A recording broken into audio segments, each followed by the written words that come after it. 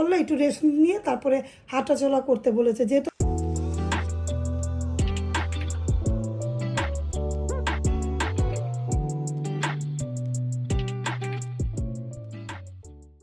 আসসালামু আলাইকুম ভিউয়ার্স, আপনারা কেমন আছেন? আল্লাহর অশেষ রহমতে আমি ভালো আছি। বিডিএমনা ব্লগে আপনাদেরকে অনেক অনেক শুভেচ্ছা এবং স্বাগতম।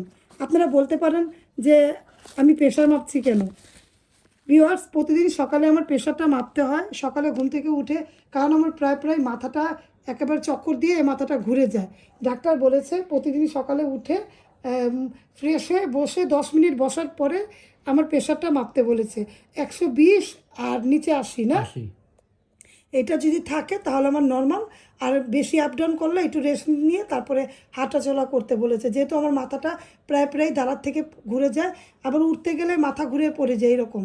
তো ডাক্তার বলেছে বিপিটা সকালে উঠে চেক করে তারপরে সারাদিনে যা কর্মকাজ করি, তার জন্য আমি সকালে উঠে বিপিটা চেক করব। কথা বলছি পরে চেক করব, কারণ যখন আমি চেক করব তখন আমি কথা বলতে পারবো না। আর আমার এক ভিউয়ার্স আপু আমাকে বলেছে যে বিপিটা চেক করা দেখাতে। আপু নীলা আক্তার নামের আপু আমাকে কমেন্ট করেছে যে কিভাবে বিপিটা চেক করে একটু দেখাতে। আপু, আপনার উদ্দেশ্য করে আমি আপনাকে দেখাচ্ছি। প্রতিদিন তো চেক করি, আমি তো দেখাই না, কিন্তু আজকে আমি দেখাবো।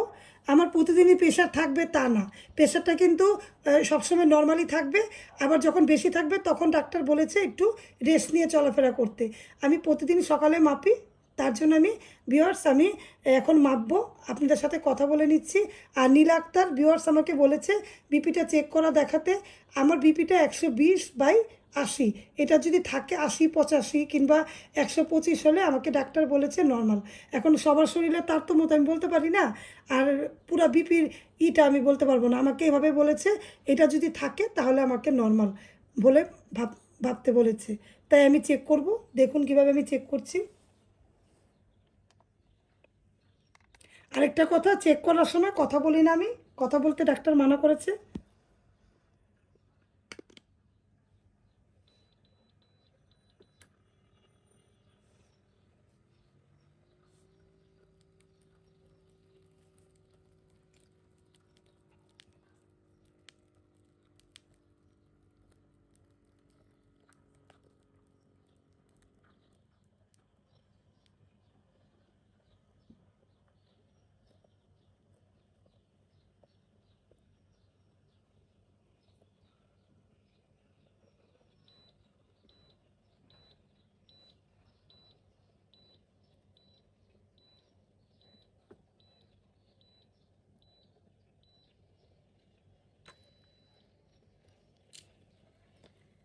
ঠিক আছে, 117, 120-25 হলে নর্মাল ভালো।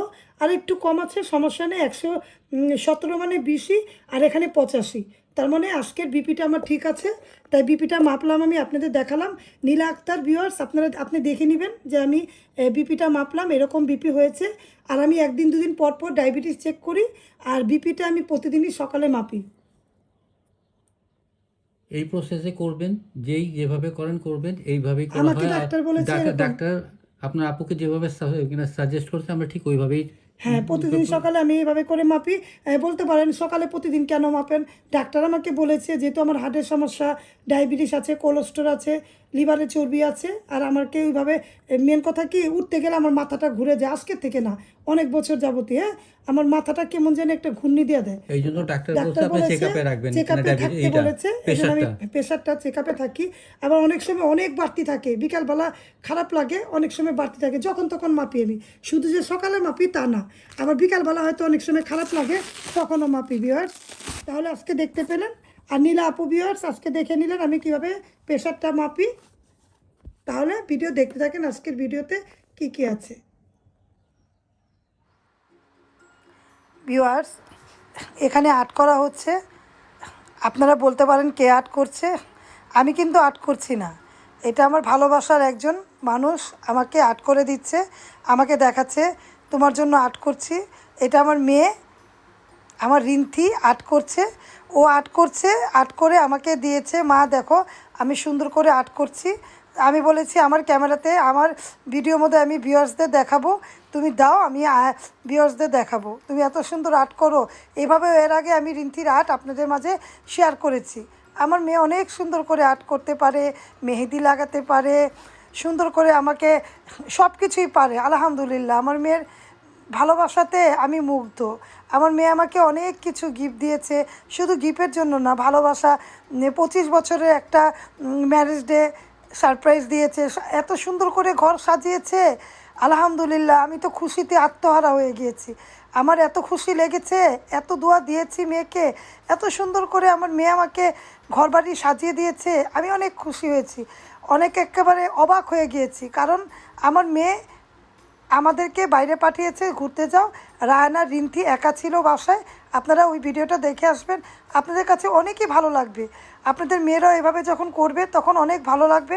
আমার মনে হয় না মেয়েরা এভাবে করে মা বাবার জন্য এরকম করে, কিন্তু আমার মেয়ে অনেক সুন্দর করে আমাকে আর্ট করে আর কি রুমটা পুরা ঘরটা সাজিয়ে দিয়েছে। আমরা যখন বাইরে থেকে এসেছি পুরা ঘর ফুল দিয়ে বাতি দিয়ে সাজিয়ে রেখেছিল।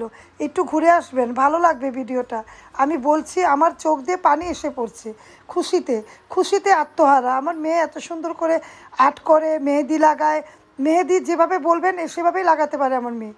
আমার মেয়ের আর্ট সুন্দর, মেহেদি সুন্দর, আমার মেয়েটাও সুন্দর মাশাল্লাহ। আমার মেয়ের জন্য দোয়া করবেন। ও বিদেশ বাড়িতে বসে এভাবে করে আর্ট করছে। আর্ট করতে করতে আমি বলেছি, রিন্থি আমার জন্য সেঞ্চুরি পাতা আর্ট করে দিও তো। তারপরে আমার জন্য একটা সেঞ্চুরি পাতাও আর্ট করেছে, একটু পরে দেখতে পাবেন। খুশিতে আমার চোখ দিয়ে পানি হয়ে বেরিয়ে গিয়েছে। আমার মেয়ে আমার জন্য এটা কি করলো বলেন তো? বলার সাথে সাথে আমার মেয়ে আমাকে সুন্দর করে আর্ট করে দিল। আমি তো খুশিতে আত্মহারা হয়ে গিয়েছি। ভিউয়ার্স, এইটা দেখেন কত সুন্দর করে আর্ট করেছে। আপনাদের মাঝে শেয়ার না করে পারলাম না। আমার মেয়ের আর্ট, আমার মেয়েকে আমি আর্ট শেখাইনি, কিন্তু নিজে থেকে এভাবে করে মনের মাধুরী দিয়ে এভাবে করে আর্ট করেছে। আর এই যে এই আর্টটা আমার জন্য করেছে। আমি বলেছি একটা সেঞ্চুরি পাতা আর্ট করে দিও তো মা আমাকে। ও সুন্দর করে আমার জন্য, এটা বিশেষ করে আমার জন্য করেছে। আমি মেয়ের থেকে এটা আশা করিনি। আমি অবাক হয়ে গিয়েছি মেয়ে যখন এটা আর্ট করে আমাকে দিয়েছে, বলেছে মা এটা তোমার জন্য আর্ট করেছি। এই ভালোবাসা আমি পেয়েছি। আপনারা দেখুন, ভালো লাগলে অবশ্যই পাশে থাকবেন, লাইক কমেন্ট দিয়ে দেখবেন। তাহলে আজকের মতো বিদায়। আমার ছেলেমেয়ের জন্য দোয়া করবেন। আল্লাহ হাফেজ, আসসালামু আলাইকুম।